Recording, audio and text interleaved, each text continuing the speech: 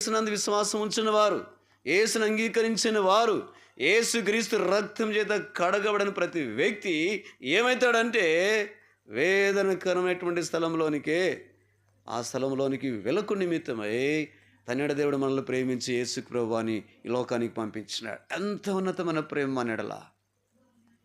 ఈ రాత్రి ప్రియుడా, ఈ సత్యానికి గుర్తెరుగు.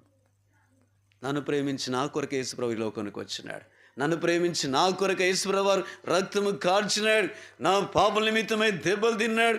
నా పాపల నిమిత్తమై చేతుల్లో మేకులు కొట్టించుకున్నాడు. నా పాపల నిమిత్తమై తలలో ముళ్ళకిడం పెట్టించుకున్నాడు. నా పాపల నిమిత్తమై శరీరం అంతా కూడా కోడా దెబ్బలే. ప్రభా నన్ను కరుణించవా అని నువ్వు ఎప్పుడైతే నువ్వు అంటావో నీ పాపములు క్షమించబడతాయి.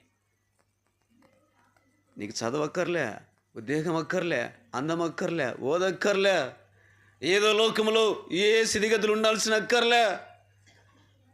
యేసు నామందు శ్వాసము సెగలు తీర్చాలి. సదాకాలం ఉంటావు ఆనతోను.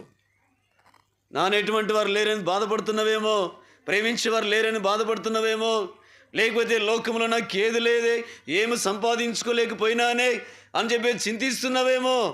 నీ జీవితంలో యేసు ఉంటే చాలు, పరలోకము నీదే. అర్థమవుతుంది కదా? కనుక ఆ ప్రభుని రాత్రి నీ హృదయంలోనికి ఆహ్వానించు.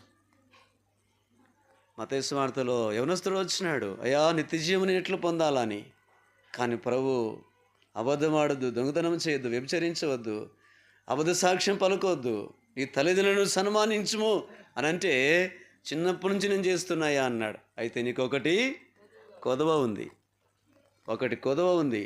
ఆ ఒక్కటి కూడా తీసివేసుకుంటే ఆ ఒక్కటి తీసివేసుకోలే. నువ్వైనా వద్దు కానీ అది నేను తీసేసుకుని చెప్పేసి వ్యసన పడుకుంటూ బాధపడుకుంటూ ప్రభువును కాదనుకుని వెళ్ళిపోయినాడు. ప్రియుడా, ఈ రాత్రి నువ్వు ప్రభు దగ్గరికి వచ్చిన వాక్యం వినటానికి మంచిదే. ప్రభు నీకు పరలోకమైన ఆశపడుతున్నాడు.